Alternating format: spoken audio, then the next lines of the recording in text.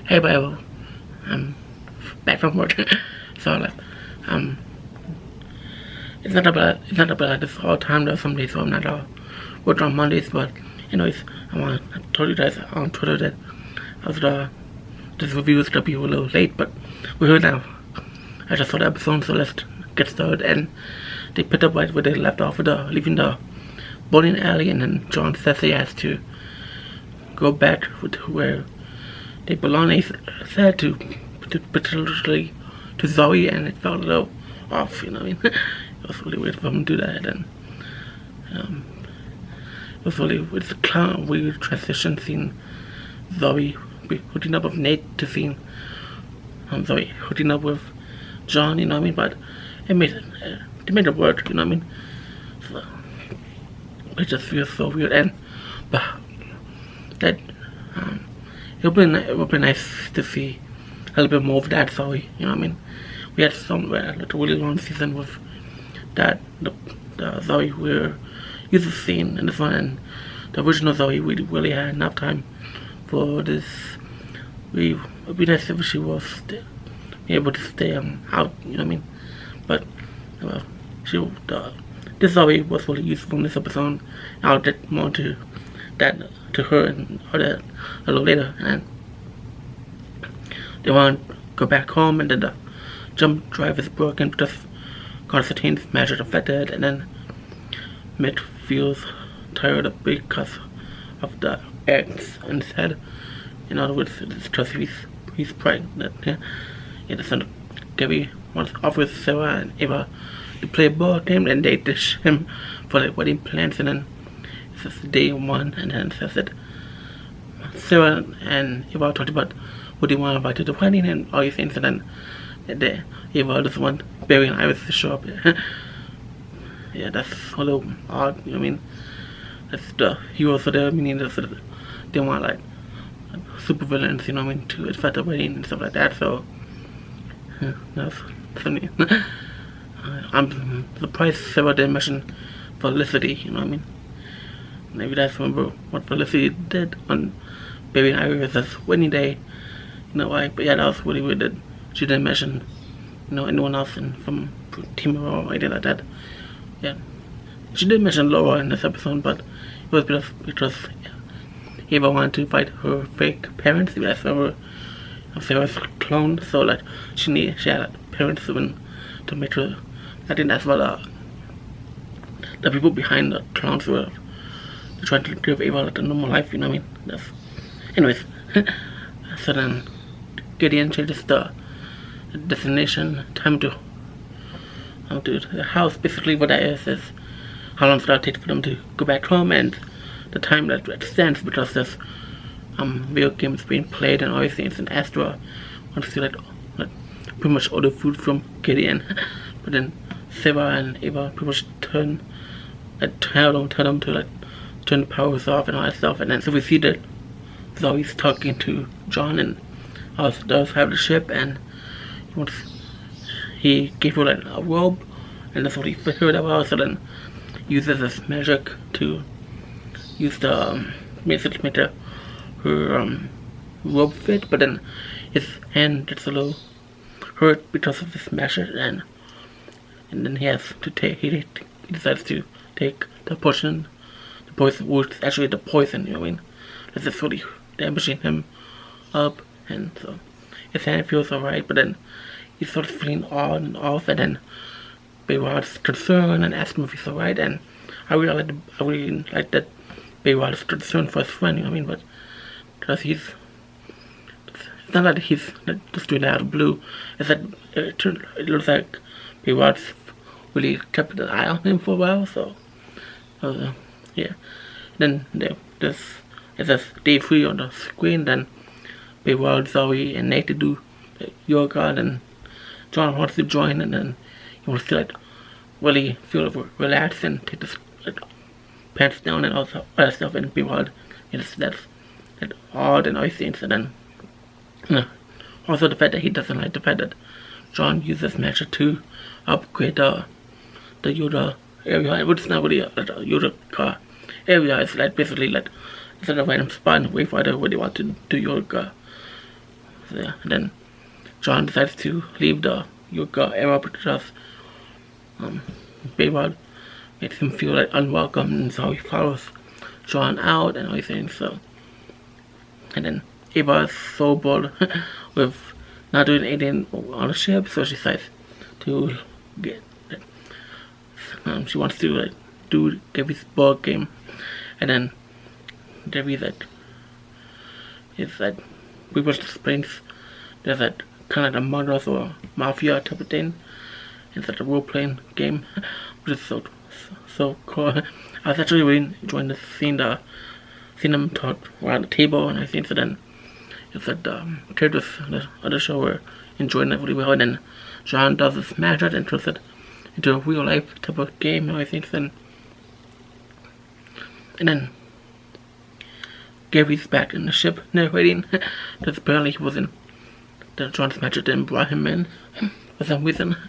And then Gary and Meg, they have this lesson from someone, and Meg shows up, and then he wants to bless the person who's about to break in, and then turns out it's Kayla. She's alive, and I'm actually surprised with that. Yeah. And then back in the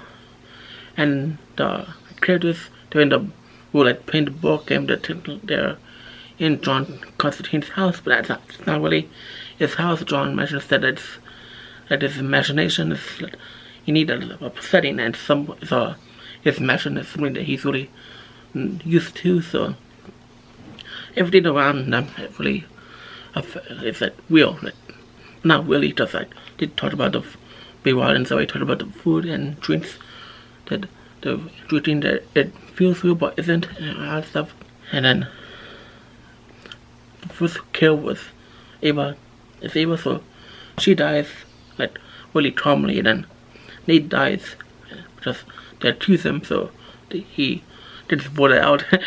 But then he gets killed in a really brutal way. So, and then Sarah's thought on the game being real is that the fact that the longer it gets played, the longer they'll be there and all that stuff. And then Sarah wants to reveal herself because she doesn't want to play the game anymore, and she turns out that she dies too. So then most of the cards are blank except Spooner's, I think, and it's that her card says you are going to die and everything. So for some reason you hear this growling, and then we'll see who that is later on. And then back in the real world, in the Waverider, we see that Kayla has a wound, and then turns out when she turns into her alien form, she has her one of her 10 girls are missing, because she had to Gary like communicates with her, and then he learns that she had to amputate her tentacle to escape, to prevent the poison from Zari stain. I forgot what that. Apparently it's one of those like incidents that they were.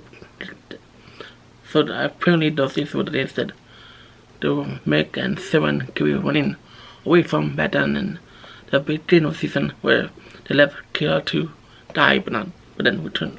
Then apparently we see that Kayla survived that, and she's putting Meg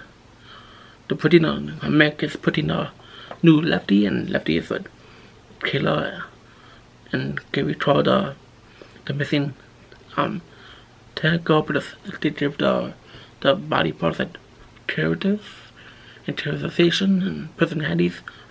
Apparently that's pretty cool.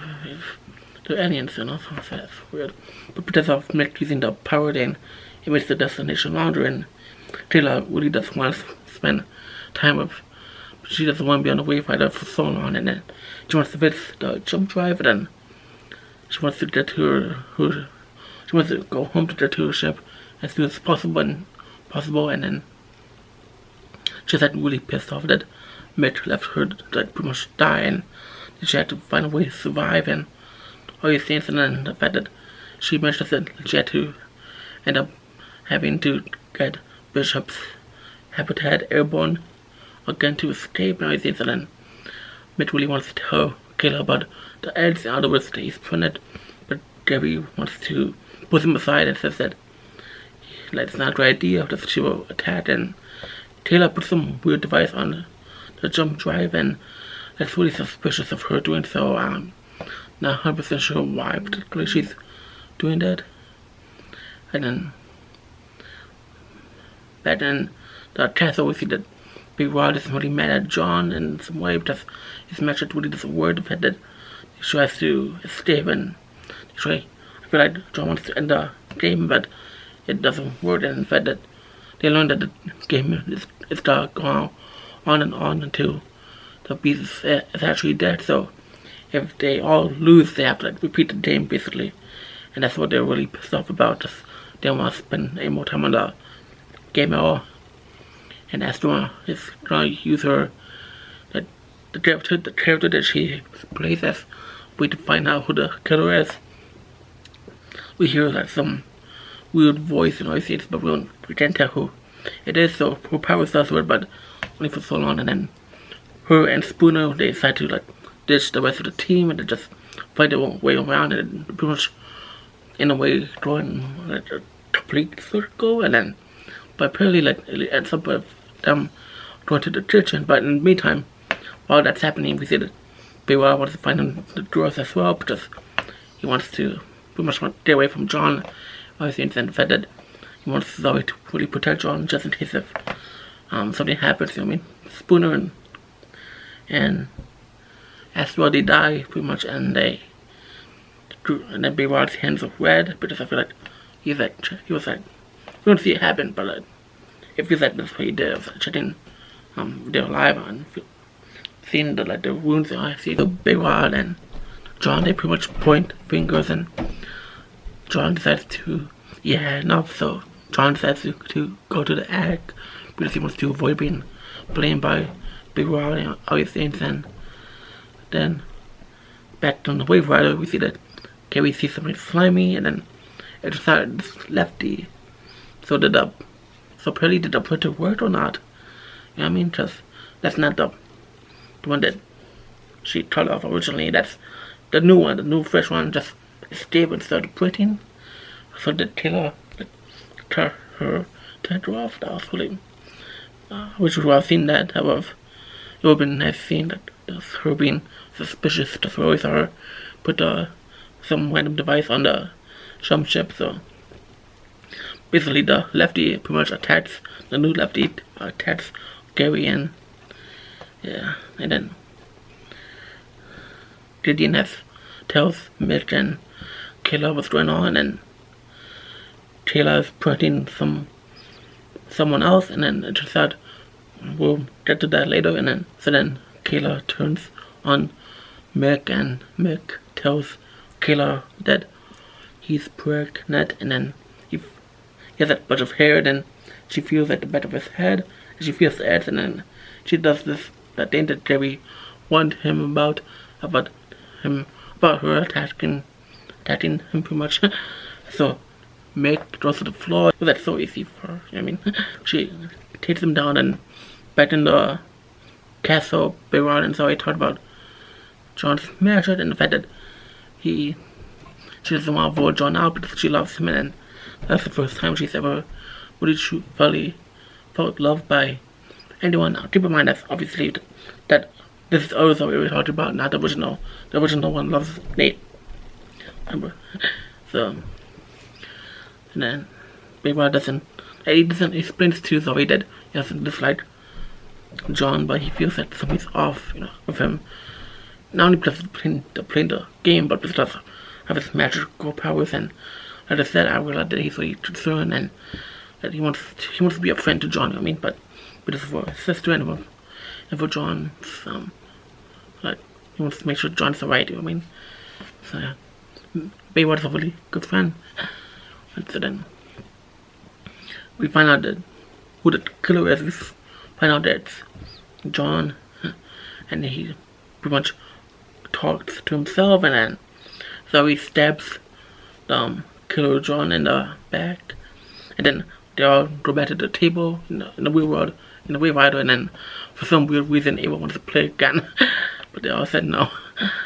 And then they're home, and they're actually home, and they made it there, and then they see Lefty just moving across the med bay in the Waverider in the ship, and then Rod decides to visit his parents, and then John goes back to think he feels like he wants to get rid of the potion, but he can't, and feels really upset about that, and then for some reason Carrie can't find his glasses anywhere, and then so Nate and Astro, they see Meg on the floor, and then in the bedroom we see that Zari wants to tell John that he loves John, right?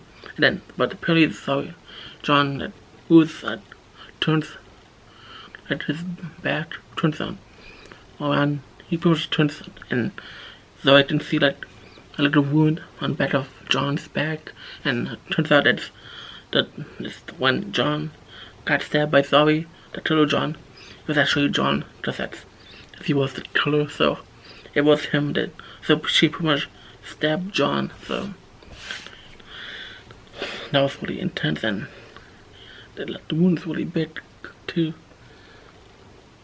And then Mitch needs help, that's what the team is running, and then Sarah is about to go see him, but then she hears music playing because it's Bishop, and that's the person that's being printed on, that Lefty was putting on. So this is a really entertaining episode. I love the magical thing that even though John's powers are making him feel off and bad, he's using it.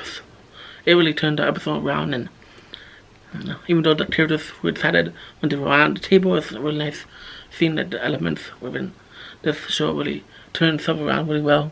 I really enjoyed seeing, Kayla come back. I'm really surprised that she wasn't killed off or anything like that. I was with the fact that it was just her. She had no bite marks or anything like that, or any scratches or anything like that. So that was a little, unrealistic. The fact that she was in a planet with a bunch of creatures that wanted to attack her, I think. So that's a little weird. I really like Waverider in this episode. He truly shows that he cares about Zari and John and everyone around him. It's a really nice scene. Zari truly feel love and everything, and I like John in this episode, even though he was using his powers and really didn't hold himself accountable, but overall, nonetheless, it was alright, and I love seeing Gary interact with Mick in this episode, and the fact that Gary's right about the thing that Taylor did to Mick. It's really weird seeing Mick with hair, Yeah. I feel like they put hair on him to see them CGI his head. You know what I mean? It looks like it's just hair, you know what I mean? It's just no like egg bumps or anything like that. So that was a little weird, you know what I mean? I feel like they did that for budget reasons. I don't know. Overall, this Astro and Spooner were withdrawing this episode. I wondered why Astro and Spooner were going around they were going in circles, right? And they ended up going to a kitchen later on. So imagine if they stopped, you know what I mean? Before they did, you know what I mean?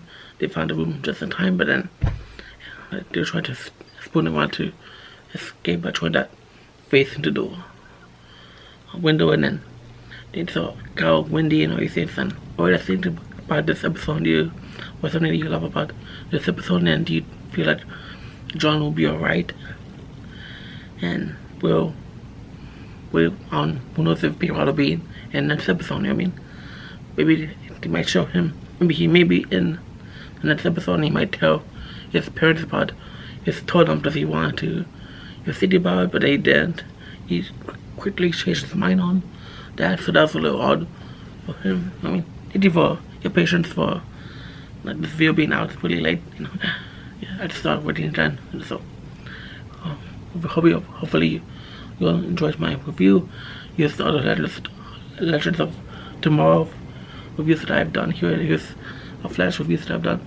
I'm doing what if right now, so be on the lookout for that. Those videos will be delayed as well, because I worked on Wednesday, so just keep an eye on that. And then here's another video that YouTube recommends you enjoy. I'll see all of you soon. Thank you so much for watching. Have a wonderful night. Bye.